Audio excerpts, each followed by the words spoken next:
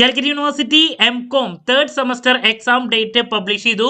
So exam date ഇത്ര പെട്ടെന്ന് നമ്മൾ എക്സ്പെക്ട് ചെയ്തിട്ടുണ്ടായിരുന്നില്ല. ഡേറ്റ് വന്നതിന് ശേഷം ഒരുപാട് കുട്ടികൾ ചോദിക്കുന്നുണ്ട് എക്സാം പോസ്റ്റ്പോൺ ചെയ്യാനുള്ള സാധ്യതയുണ്ടോ.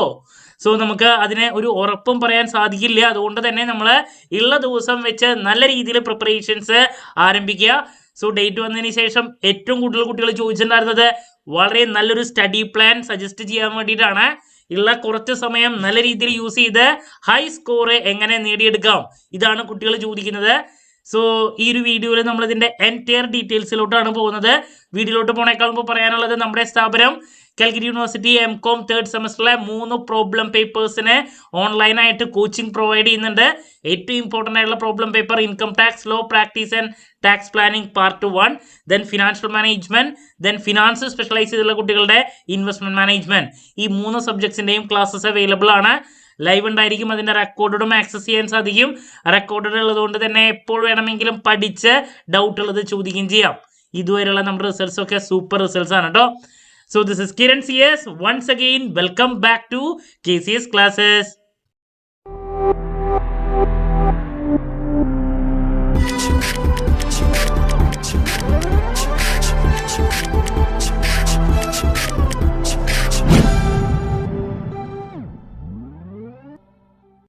സോ നമ്മൾ ഈ ഒരു വീഡിയോയിൽ 55 ഡേയ്സ് സ്റ്റഡി പ്ലാൻ ആണ് ഇൻക്ലൂഡ് ചെയ്തിട്ടുള്ളത്. നമ്മുടെ മുമ്പിൽ ഇനി ഏകദേശം ഒരു 57-58 ദിവസമുണ്ട്.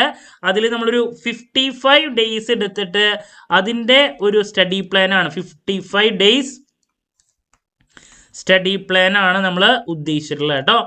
സോ എങ്ങനെ ഈ ദിവസങ്ങൾ നല്ല രീതിയിൽ വിനിയോഗിക്കാൻ സാധിക്കും, നമ്മൾ ശ്രദ്ധിക്കേണ്ട കാര്യങ്ങൾ എന്തൊക്കെയാണ്, നമുക്ക് 1 by 1 ആയിട്ട് അതിലോട്ട് പോകാം. അപ്പോൾ നിങ്ങൾക്ക് അറിയുന്നതാണ് നമുക്ക് പഠിക്കാനുള്ള 5 സബ്ജക്റ്റുകൾ എന്ന് പറയുന്നത്. നമ്മുടെ മെയിൻ പേപ്പേഴ്സ് എന്ന് പറയുന്നതിൽ ആദ്യത്തെ വരുന്നത് ഫിനാൻഷ്യൽ മാനേജ്മെന്റ് ആണ്. So financial management problem paper ആണ്. നിങ്ങൾ ഡിഗ്രിക്ക് ഫിനാൻസ് സ്പെഷ്യലൈസ് ചെയ്തിട്ടുള്ള കുട്ടികളായിരുന്നെങ്കിൽ നിങ്ങൾ ഇതൊക്കെ പഠിച്ചിട്ടുണ്ടായിരിക്കും. കോർപ്പറേഷനോ മറ്റേതെങ്കിലും ആയിരുന്നെങ്കിൽ ഈ പറയുന്ന കാര്യങ്ങൾ പഠിച്ചിട്ടുണ്ടാവില്ല. അപ്പോൾ ഫിനാൻസ് സ്പെഷ്യലൈസ് ചെയ്തിട്ടുള്ള കുട്ടികൾക്ക് നോ പ്രോബ്ലം, അല്ലാത്തവർക്ക് ചിലപ്പോൾ ഇതൊരു പുതിയ പേപ്പർ ആയിരിക്കും. അപ്പോൾ ഇത് കോമൺ പേപ്പറാണ്, സ്പെഷ്യലൈസ് ചെയ്തിട്ടുള്ള കുട്ടികളുടെ പേപ്പർ അല്ല, മെയിൻ പേപ്പറാണ് FM കേട്ടോ. ദെൻ ഏറ്റവും വലിയ paper income tax law practice and tax planning part 1. So ഇതിൻ്റെ കണ്ടിന്യൂഷൻ നമുക്ക് പാർട്ട് 2 4 സെമസ്റ്ററിലും പഠിക്കാനുണ്ട്. ഇതാണ് മറ്റൊരു പേപ്പർ നമുക്കുള്ള പ്രോബ്ലം പേപ്പർ തന്നെ. ദെൻ തിയറി പേപ്പറിൽ വരുന്നത് റിസർച്ച് മെത്തഡോളജി ആണ്. അതിൽ പ്രോബ്ലം ഉണ്ടെങ്കിലും നമ്മൾ പ്രോബ്ലം സ്കിപ്പ് ചെയ്താലും നമുക്ക് തിയറി മാത്രം വെച്ച് പാസ്സാകാൻ സാധിക്കും. നിങ്ങൾ സിലബസിലോട്ട് പോയ 30% പ്രോബ്ലം എന്ന് പറഞ്ഞിട്ടുണ്ടെങ്കിലും നമുക്ക് തിയറി മാത്രം വെച്ച് നല്ല മാർക്സിലോട്ട് എത്താൻ സാധിക്കും. കാരണം ഓപ്ഷൻസ് ഉള്ളത് കൊണ്ട് തന്നെ പ്രോബ്ലംസ് അതിൽ ഫോക്കസ് ചെയ്ത സമയം കളയണമെന്ന് നിർബന്ധമില്ല.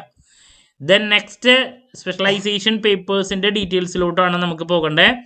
സോ സ്പെഷ്യലൈസേഷൻ പേപ്പേഴ്സിലാണ് ഞാൻ പറഞ്ഞത് ആദ്യത്തെ വരുന്നത് ഇൻവെസ്റ്റ്മെന്റ് മാനേജ്മെന്റ് ആണ്. ഫിനാൻസ് സ്പെഷ്യലൈസ് ചെയ്തിട്ടുള്ള കുട്ടികളുടെ പ്രോബ്ലം പേപ്പർ ആണ്.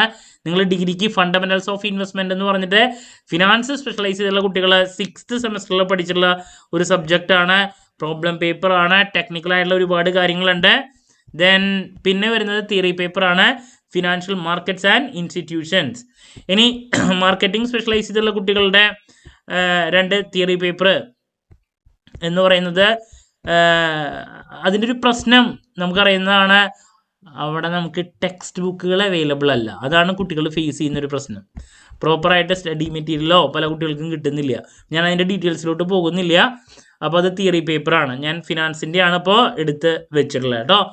അപ്പോൾ ഇങ്ങനെ നമുക്ക് ടോട്ടൽ 5 സബ്ജക്ട്സ് ആണ് പഠിക്കാനുള്ളത്. അപ്പോൾ പഠനം ആരംഭിക്കുമ്പോൾ ഞാനിതിനേക്കാൾ മുമ്പ് തന്നെ പഠനം ആരംഭിക്കാൻ വേണ്ടിയിട്ട് ഈ പറയുന്ന പല വീഡിയോസൊക്കെ ചെയ്തിട്ടുണ്ടായിരുന്നതാണ്. അന്ന് മുതൽ സ്റ്റാർട്ട് ചെയ്തിട്ടുള്ള കുട്ടികൾക്ക് കുഴപ്പമില്ല. ഇനി ഇതുവരെയായിട്ടും ഒന്നും ചെയ്യാണ്ടിരിക്കുന്ന കുട്ടികൾ, നിങ്ങൾ ഇനിയുള്ള ദിവസങ്ങൾ എങ്ങനെ നല്ല രീതിയിൽ വിനിയോഗിക്കണം, അതാണ് നമ്മൾ ഈ ഒരു വീഡിയോയിൽ ഇൻക്ലൂഡ് ചെയ്തിട്ടുള്ളത് കേട്ടോ. അപ്പോൾ ടോട്ടൽ 55 ഡേയ്സ് നമ്മൾ ഏകദേശം വെക്കുകയാണ്, 55 ഡേയ്സ്. അപ്പോൾ 55 ദിവസം എങ്ങനെ നമുക്ക് നല്ല രീതിയിൽ വിനിയോഗിക്കാൻ സാധിക്കും. 3 പ്രോബ്ലം പേപ്പേഴ്സ് ഉള്ളത് കൊണ്ട് തന്നെ ഏത് രീതിയിലുള്ള ഒരു അപ്രോച്ച് ഫോളോ ചെയ്യണം, ഇതാണ് നമ്മൾ ആദ്യം പറയുന്നത്. അപ്പോൾ പ്രോബ്ലം പേപ്പേഴ്സ് ഉള്ളത് കൊണ്ട് തന്നെ നമുക്ക് പലതും നല്ല രീതിയിൽ വർക്കൗട്ട് ചെയ്യാണ്ട് കാര്യമില്ല. കാരണം നമുക്ക് ഏത് എക്സാമിന് പോയാലും ഹൈ സ്കോറിലോട്ട് പോകണമെങ്കിൽ ഞാൻ എപ്പോഴും പറയുന്നതാണ്, റിവിഷൻ കൂടിയേ തീരൂ. Revision, especially problem papers. ഇതിലെ ഏറ്റവും ഇമ്പോർട്ടൻ്റ് ആയിട്ടുള്ള പേപ്പർ എന്ന് പറയുന്നത് നമുക്കറിയാം ഇൻകം ടാക്സ് സബ്ജക്റ്റ് ആണ്. അപ്പോൾ അതാണ് നിങ്ങളുടെ അടുത്ത് ആദ്യം പറയാനുള്ളത്. എല്ലാ വർഷവും എല്ലാ സെമിസ്റ്ററിലെയും എക്സാമിന് ഒരു പേപ്പർ ടഫസ്റ്റ് സബ്ജക്റ്റ് ആയിട്ട് വരാറുള്ളതാണ്. കഴിഞ്ഞ പ്രാവശ്യം ഇൻകം ടാക്സ് വളരെ ടഫായിരുന്നു. നമ്മൾ പ്രതീക്ഷിക്കാത്ത ഒരു ടൈപ്പ് ക്വസ്റ്റ്യൻ പേപ്പറാണ് വന്നത്. ബട്ട് അതിനേക്കാൾ മുമ്പുള്ള പേപ്പർ ഇത്രത്തോളം ബുദ്ധിമുട്ടുണ്ടായിരുന്നില്ല. അപ്പോൾ നിങ്ങൾ എപ്പോഴും പ്രതീക്ഷിക്കുക 5 സബ്ജക്റ്റിൽ ഒരു പേപ്പർ ടഫസ്റ്റ്, നമ്മൾ ഗൂഗിളി പേപ്പർ എന്നാണ് അതിന് പേര് കൊടുക്കാറ്. അത് ഏതായിരിക്കും എന്നുള്ളത് നമുക്ക് പറയാൻ സാധിക്കില്ല. ടാക്സ് തന്നെ ആവോ വേറെ ഏതെങ്കിലും പേപ്പർ ആവോ എന്നുള്ളത് നമുക്ക് അറിയില്ല. മിക്കതും മെയിൻ പേപ്പേഴ്സിൽ ഒരെണ്ണമാണ് വരാറ്. എന്ന് വെച്ചിട്ടുണ്ടെങ്കിൽ ഇൻകം ടാക്സ്, FM, അതല്ല ഈ പറയുന്ന റിസർച്ച് മെത്തഡോളജി, തിയറി, ഇതിലേതെങ്കിലും ഒരെണ്ണം മിക്കതും ഗൂഗിളി പേപ്പറായിട്ട് വരാറുണ്ട്. അത് ഞാൻ നിങ്ങളുടെ അടുത്ത് പറയാം, മുൻകൂട്ടി കണ്ടുകൊണ്ട് പഠിച്ചോളൂ. പേപ്പർ അങ്ങനെ ഒരെണ്ണം വന്നു കഴിഞ്ഞിട്ട് അന്തളിക്കരുത്.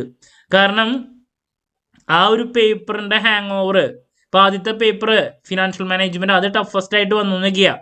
അതിൻ്റെ ഹാങ് ഓവറിൽ ബാക്കി പേപ്പർ ഇതുപോലെ തന്നെ ആവുമെന്ന് വിചാരിച്ചിട്ട് പേടിച്ചിരിക്കരുത്. ഗൂഗിളി പേപ്പറിൻ്റെ ക്വസ്റ്റ്യൻസ് ഒക്കെ വളരെ ടഫസ്റ്റ് ആയിരിക്കും. നമ്മൾ എങ്ങനെ പോയാലും ഇൻ ടൈമിൽ പ്രസൻറ്റ് ചെയ്ത് അവസാനിപ്പിക്കാനുള്ള ബുദ്ധിമുട്ടുണ്ടായിരിക്കും. ഇതൊക്കെയാണ് ഇതിൻ്റെ കോമൺ ആയിട്ടുള്ള കാര്യങ്ങൾ.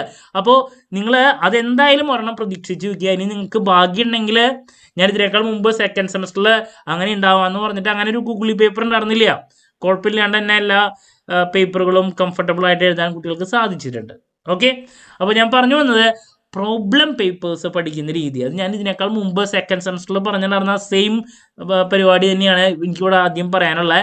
അന്ന് എൻ്റെ ഇമ്പോർട്ടൻറ്റ് ക്വസ്റ്റ്യൻസിൻ്റെ വീഡിയോയും സ്റ്റഡി പ്ലാനൊക്കെ കേട്ടിട്ടുള്ള കുട്ടികൾക്ക് അറിയാം, ഞാൻ സാധാരണ പ്രോബ്ലം പേപ്പേഴ്സ് സമയമില്ലാണ്ടാവുമ്പോൾ പഠിക്കാൻ സജസ്റ്റ് ചെയ്യുന്നൊരു രീതി.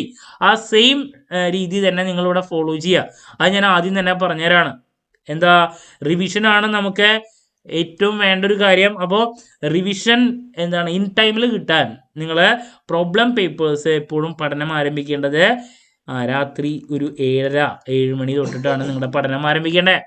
7:30 to ഒരു 10 മണി 10:30 വരെ നിങ്ങൾക്ക് സമയം മാറ്റി വയ്ക്കാം. Problem papers, especially income tax, ഞാൻ നേരത്തെ പറഞ്ഞു income tax, FM problem papers, അതുപോലെ തന്നെ ഇൻവെസ്റ്റ്മെൻറ്റ് മാനേജ്മെൻറ്റ്, ഈ സബ്ജക്ട്സിൻ്റെ കേസസ് ആണ് പറയുന്നത്. അപ്പോൾ അവിടെ നമുക്ക് പ്രോബ്ലംസ് ചെയ്ത് നോക്കാനുണ്ടായിരിക്കും, കൺസെപ്റ്റുകൾ നല്ല രീതിയിൽ മനസ്സിലാക്കാനുണ്ടായിരിക്കും. അപ്പോൾ രാത്രി നോക്കാം നല്ല രീതിയിൽ. രാത്രി പഠിക്കുമ്പോഴുള്ള ഗുണം എന്താ, വല്ലാണ്ട് ഡിസ്റ്റർബൻസസ് ഉണ്ടാവില്ല. പകലാണ് ഏറ്റവും കൂടുതൽ ഡിസ്റ്റർബൻസ് ഉണ്ടാവാറ്. ഓക്കെ, അപ്പോൾ നല്ല രീതിയിൽ വിനിയോഗിക്കുക. ദെൻ ഈ ചെയ്ത പ്രോബ്ലംസും കൺസെപ്റ്റ് മനസ്സിലാക്കിയതും പിറ്റേ ദിവസം, അപ്പോൾ ഒരു ഗ്യാപ്പായല്ലോ, 10:30 ഒരു ഉറങ്ങി നമ്മൾ കാലത്ത് എണീറ്റ് ഒരു 20 മുതൽ 30 മിനിറ്റ്, ഒരു അരമണിക്കൂർ കൊണ്ട് ഇത് ജസ്റ്റ് വീണ്ടും റിവൈസ് ചെയ്യുക. തലേ ദിവസം പഠിച്ചത് എന്ത് ചെയ്യുക, ജസ്റ്റ് ഒന്ന് നോക്കി പോവാ. അപ്പോൾ ഇങ്ങനെ നോക്കിപ്പോയാലൊരു ഗുണം, കാലത്ത് എണീറ്റിട്ട് ആദ്യം തന്നെ നമ്മൾ എന്താണോ ചെയ്യുന്നത് ഇത് പലപ്പോഴും ആ ദിവസം മുഴുവൻ നമ്മൾ അറിഞ്ഞോ അറിയാതെയോ പല പിക്ചേഴ്സായിട്ട് നമ്മുടെ മനസ്സിൽ നിൽക്കുന്നുള്ളതാണ്. നമ്മളത് ജസ്റ്റ് ഒന്ന് നോക്കി പോവാ. എഫേർട്ട് എടുത്ത് പഠിക്കണം എന്നല്ല ഞാൻ പറയണത്. തലേ ദിവസം നമ്മൾ ഓൾറെഡി നോക്കിയത് കൊണ്ട് തന്നെ എഫേർട്ട് എടുത്ത് നോക്കാനല്ല, ജസ്റ്റ് ഒന്ന് നോക്കിപ്പോയാൽ പിന്നെ നമ്മൾ നെക്സ്റ്റ് പോയിട്ട് കുളിക്കാൻ കയറി അല്ലെങ്കിൽ പല്ലേക്ക് ബ്രേക്ക്ഫാസ്റ്റ് കഴിക്കുക ഒക്കെ ചെയ്യുമ്പോഴും നമ്മുടെ മനസ്സിൽ ചിലപ്പോൾ തലേ ദിവസം നോക്കിയിട്ടുള്ള ചിലപ്പോൾ ഇൻകം ടാക്സിലെ ഹൗസ് പ്രോപ്പർട്ടിയുടെ ഫോമാറ്റോ ടോട്ടൽ ഇൻകത്തിൻ്റെ കമ്പ്യൂട്ടേഷനോ ഇതൊക്കെ ആയിരിക്കും ചിലപ്പോൾ നമ്മൾ അറിഞ്ഞോ അറിയാതെയോ വരും. കാലത്ത് എണീറ്റിട്ട് എന്താണോ നോക്കുന്നതെങ്കിൽ ചിലപ്പോൾ അന്ന് മുഴുവൻ. അപ്പോൾ അറിഞ്ഞോ അറിയാതെയോ നമുക്ക് റിവിഷനുള്ള പോസിബിലിറ്റി അങ്ങനെ കിട്ടുന്നതാണ്. ഞാൻ യൂസ് ചെയ്തിട്ട് എനിക്ക് ആപ്ലിക്കബിൾ ആയിട്ടുള്ളതാണ്. നിങ്ങൾ അതിൽ ഒരു താല്പര്യം കൂടിയും കാണിക്കണം കേട്ടോ. ഓക്കെ, അപ്പോൾ ഇങ്ങനെ പ്രോബ്ലം പേപ്പേഴ്സ് ഈ രീതിയിൽ പഠിക്കാൻ ശ്രമിക്കുക. ഇനി തിയറി പേപ്പേഴ്സിൻ്റെ കേസിലോട്ട് പോകുമ്പോൾ നമുക്ക് ഞാൻ പറയാറുണ്ട് എപ്പോഴും പകൽ തന്നെ നോക്കുക. അത് ഈ പറയുന്ന പകൽ നോക്കുമ്പോൾ ഒരു പ്രശ്നം, നമ്മളിപ്പോൾ പകലൊരു 3 മണിക്കൂർ സ്പെൻഡ് ചെയ്താൽ ചിലപ്പോൾ അതിൽ 1 മണിക്കൂറായിരിക്കും ഇഫക്റ്റീവായിട്ട് നമുക്ക് ലഭിക്കുക. അതാണ് പകൽ പഠിച്ചാൽ ഉണ്ടാകുന്ന ഒരു പ്രോബ്ലം എന്ന് പറയുന്നത്. ബട്ട് നമുക്ക് വേറെ നിവൃത്തിയില്ല. ഇപ്പം നിങ്ങൾ കോളേജിലേക്ക് പോവുകയാണെങ്കിൽ നമുക്ക് ആക്ച്വലി ആ ഒരു സമയം നമ്മുടെ കയ്യിൽ നിന്ന് ചിലപ്പോൾ പോവും. അപ്പോൾ ക്ലാസ് കഴിഞ്ഞ് വന്നിട്ട് നോക്കുക. ഇനി ഡിസ്റ്റൻസ് ആയിട്ട് പഠിക്കുന്ന കുട്ടികളാണെങ്കിൽ നിങ്ങളെ വീട്ടിൽ തന്നെ ഇരിക്കുന്നുണ്ടെങ്കിൽ ആ രീതിയിൽ നോക്കുക. അപ്പോൾ പകൽ ശരിക്കും പറഞ്ഞാൽ ഒരു 5 മണിക്കൂറൊക്കെ നമുക്ക് പകൽ ടോട്ടൽ ഉണ്ടെങ്കിൽ അതിൽ 1 മണിക്കൂറെങ്കിലും ഇപ്പോൾ ജോലി കഴിഞ്ഞ് വന്നിട്ടുള്ള ആൾക്കാരാണെങ്കിൽ അങ്ങനെ അവർ നിങ്ങൾ സാക്രിഫൈസ് ചെയ്യേണ്ടി വരും. ഇനിയിപ്പോൾ കോളേജിൽ പോകുന്ന കുട്ടികളാണെങ്കിൽ വന്നു കഴിഞ്ഞിട്ട് ഞാൻ രാത്രി ഈ പറയുന്ന പ്രോബ്ലം പേപ്പേഴ്സ് നോക്കുന്നതിനേക്കാൾ മുമ്പുള്ള കാര്യമാണ് പറയുന്നത്. ഒരു മണിക്കൂർ മുതൽ 1.5 മണിക്കൂർ വരെ നിങ്ങൾ തിയറിക്ക് വേണ്ടിയിട്ട് മാറ്റി വയ്ക്കുക എന്നുള്ളതാണ്. അത് ഞാൻ പറഞ്ഞു, നിങ്ങൾ സാറ്റർഡേ സൺഡേ ഒക്കെ ഉണ്ടെങ്കിൽ ഒരു 3 മണിക്കൂർ നിങ്ങൾ എനിക്ക് വേണ്ടിയിട്ട് ഇറങ്ങിയാൽ, പകലാണെങ്കിലും രാത്രിയാണെങ്കിലും, പകലാണെങ്കിലും ഉച്ചയ്ക്കാണെങ്കിലും എന്ന് വെച്ചിട്ടുണ്ടെങ്കിൽ മോർണിംഗ് ആഫ്റ്റർനൂൺ സെഷൻ ആണെങ്കിലും നിങ്ങൾക്ക് ഒരു 1.5 മണിക്കൂറൊക്കെ ആയിരിക്കും ഇഫക്റ്റീവായിട്ട് ലഭിക്കുക. അതാണ് പകൽ പഠിച്ചത്. കാരണം ഒരുപാട് കോളുകളും ആൾക്കാർ വിളിക്കും, അങ്ങോട്ട് പോകേണ്ടവരും ഇങ്ങോട്ട് പോകേണ്ടവരും. ഓക്കെ, അപ്പോൾ ഒരു ദിവസം നിങ്ങൾക്ക് ഒരു 3.5 മുതൽ 4 മണിക്കൂർ വരെ സ്പെൻഡ് ചെയ്യാൻ സാധിക്കുമെങ്കിൽ അത് ഏറ്റവും ബെസ്റ്റാണ്. അത് ഏറ്റവും ടഫസ്റ്റ് ആയിട്ടുള്ള പ്രോബ്ലം പേപ്പേഴ്സിനെ രാത്രിയും കാലത്ത് അതിന് വേണ്ടിയിട്ട് ജസ്റ്റ് ഒരു റിവൈസ് ചെയ്യാൻ വേണ്ടിയിട്ട് ടൈം മാറ്റി വയ്ക്കുക. തിയറി പേപ്പേഴ്സ് പകൽ നോക്കാനും ശ്രമിക്കുക. ഇനി നിങ്ങളുടെ അടുത്ത് പറയാനുള്ള മറ്റൊരു കാര്യം, എപ്പോഴും നമുക്കിത് സാധിക്കണമെന്നില്ല. ജോലി ചെയ്യുന്ന ആൾക്കാർ, തിരക്കുള്ള ആൾക്കാർ, അങ്ങനെയൊക്കെ ആകുമ്പോൾ നിങ്ങൾക്ക് എപ്പോൾ സമയം കിട്ടുന്നോ അപ്പോൾ നോക്കുക. ഇപ്പം നമ്മുടെയൊക്കെ കോച്ചിങ്ങിനെ ജോയിൻ ചെയ്യുമ്പോൾ നമുക്ക് റെക്കോർഡ് ക്ലാസ്സസ് ഉള്ളതുകൊണ്ട് തന്നെ നിങ്ങൾക്ക് എപ്പോൾ വേണമെങ്കിലും കേൾക്കാം. ഇപ്പോൾ കാലത്ത് ജോലിക്ക് പോകുന്ന ആൾക്കാർ ബസ്സിൽ കയറി അല്ലെങ്കിൽ ജോലി സ്ഥലത്തെത്താൻ വേണ്ടിയിട്ട് 1/2 മണിക്കൂർ ഉണ്ടെന്ന് വയ്ക്കുക, നിങ്ങൾക്കത് ചെവിയിൽ ഹെഡ്സെറ്റ് വെച്ചിട്ട് നമ്മുടെ ക്ലാസ് കേൾക്കാം. അപ്പോൾ എങ്ങനെയൊക്കെ നമുക്ക് പഠിക്കാൻ അവസരം കിട്ടുന്നുണ്ടെങ്കിൽ അതൊക്കെ വിനിയോഗിക്കുക എന്നുള്ളതാണ് നിങ്ങളുടെ അടുത്ത് പറയാനുള്ള മെയിൻ കാര്യം. ഓക്കെ, അപ്പോൾ ദാറ്റ്സ് അബൌട്ട് പഠിക്കുന്ന രീതി. ഇത് നല്ല രീതിയിൽ ഫോളോ ചെയ്യാം. ഇനി നമുക്ക് ടോട്ടൽ 5 പേപ്പേഴ്സിന് എങ്ങനെ നമ്പർ ഓഫ് ഡേയ്സ് മാറ്റി വയ്ക്കണം. നിസ്സംശയം പറയാം, ഏറ്റവും കൂടുതൽ ടൈം മാറ്റി വയ്ക്കേണ്ടത് ഇൻകം ടാക്സിനാണ്. ഒരു 15 ഡേയ്സ്, ടോട്ടലി 55 ഡേയ്സിൽ 15 ദിവസം നിങ്ങൾ നിർബന്ധമായും ഇൻകം ടാക്സിന് വേണ്ടി മാറ്റി വയ്ക്കുക. ദെൻ FM-ന് 10, ബാക്കി എല്ലാത്തിനും 10, ഇൻവെസ്റ്റ്മെന്റ് മാനേജ്മെന്റ് 10, അതുപോലെ റിസർച്ച് മെത്തഡോളജി 10 ഡേയ്സ്, പിന്നെ ഫിനാൻഷ്യൽ മാർക്കറ്റ്സ് ആൻഡ് ഇൻസ്റ്റിറ്റ്യൂഷൻസ് അതിന് 10, ബാക്കിയൊക്കെ. അങ്ങനെ ടോട്ടൽ നമുക്ക് 55 ഡേയ്സ് ഉള്ളത് വിനിയോഗിക്കുക എന്നുള്ളതാണ്. അപ്പോൾ ഒരു കാരണവശാലും ഒരു സബ്ജക്റ്റ് മുഴുവൻ പഠിച്ചിട്ട് അടുത്ത പേപ്പറിലോട്ട് കടക്കരുത്. അതാണ് നിങ്ങളുടെ അടുത്ത് പറയാനുള്ള മറ്റൊരു കാര്യം. എന്ന് വെച്ചാൽ നിങ്ങൾ ഒരു ദിവസം ഒരു പേപ്പർ പഠിച്ചാൽ നെക്സ്റ്റ് ഡേ നിങ്ങൾ നിർബന്ധമായും മറ്റൊരു പേപ്പർ പഠിച്ചിരിക്കണം. ഇനി ഓൾറെഡി നോക്കി വെച്ചിട്ടുള്ള ടോപ്പിക്കിൻ്റെ കണ്ടിന്യൂഷനായിട്ട് കുറച്ചും കൂടി പെൻഡിങ് ഉണ്ടെങ്കിൽ അങ്ങനെയാണെങ്കിൽ നിങ്ങൾ വേറൊരു പേപ്പറിലോട്ട് പോവാം. അതല്ലെങ്കിൽ ഞാൻ എപ്പോഴും പറയുന്നതാണ്, കുട്ടികൾ വെറുത്തു പോകും. അപ്പോൾ ഒരു പേപ്പർ കണ്ടിന്യൂസ് ആയിട്ട് പഠിക്കരുത്. ഒരു ദിവസം 2 ദിവസം ഒരു സബ്ജക്റ്റ് പഠിച്ചാൽ നിർബന്ധമായും അടുത്ത പേപ്പറിലോട്ട് പോവുക എന്നുള്ളതാണ്. ഇനി മറ്റൊരു കാര്യം, ഒരു സബ്ജക്റ്റ് മുഴുവൻ കഴിയാനും നിങ്ങൾ വെയിറ്റ് ചെയ്യരുതെന്ന് പറഞ്ഞ പോലെ തന്നെ ശ്രദ്ധിക്കേണ്ട മറ്റൊരു കാര്യം, സ്മാർട്ടായിട്ട് തന്നെ പഠിക്കാൻ ശ്രമിക്കുക എന്നുള്ളതാണ്. എന്ന് വെച്ചിട്ടുണ്ടെങ്കിൽ പലപ്പോഴും ഒരു സബ്ജക്റ്റിൽ ഏറ്റവും കൂടുതൽ മാർക്സ് വരുന്ന ചില ഏരിയാസും മാത്രമേ ഉണ്ടാവുള്ളൂ. അതിൽ നിന്നായിരിക്കും മെജോറിറ്റി ചോദ്യങ്ങൾ വരാം. ഞാനതെപ്പോഴും പറയുന്നതാണ്. പാരറ്റോ അനാലിസിസ് ആണ്. 80:20. എന്താ, 80 മാർക്കിൻ്റെ ചോദ്യങ്ങൾ വരുന്നത് 20% ഏരിയയിൽ നിന്നായിരിക്കും. 20 മാർക്കിൻ്റെ ചോദ്യങ്ങൾ 80% ഏരിയയിൽ നിന്നായിരിക്കും വരാം. സോ ആരാണോ ഈ 20%ലേക്ക് കോൺസെൻട്രേറ്റ് ചെയ്യുന്നത് അവർക്ക് 80 മാർക്ക് ലഭിക്കുന്നതാണ്. ഇതാണ് പാരറ്റോ അനാലിസിസ്. മോറോർലെസ് ഒരു തിയറിയാണ്. അപ്പോൾ ഫോർ എക്സാമ്പിൾ ഇൻകം ടാക്സിൻ്റെ കേസിലോട്ട് പോവുക. ഇൻകം ടാക്സിൻ്റെ കേസിലോട്ട് പോകുമ്പോൾ ഒരു വലിയ പേപ്പറാണ്. അപ്പോൾ ടാക്സിൻ്റെ ബേസ് അറിയാൻ വേണ്ടിയിട്ട് അവർ residential status, incidence of tax, ഇതൊക്കെ ആദ്യം നമുക്ക് കാണാൻ സാധിക്കും. എക്സംപ്റ്റഡ് ഇൻകം ഇതൊക്കെ ഉണ്ട്. അതുപോലെ തന്നെ 5 ഹെഡ്സിൻ്റെ കാര്യങ്ങളൊക്കെ, ഈ ഒരുപാട് കാര്യങ്ങൾ നമുക്ക് കാണാൻ സാധിക്കും. എക്സാമിന് വരുമ്പോൾ ആദ്യത്തെ ഏരിയയിൽ നിന്നൊന്നും ചോദ്യങ്ങൾ ഉണ്ടാവില്ല.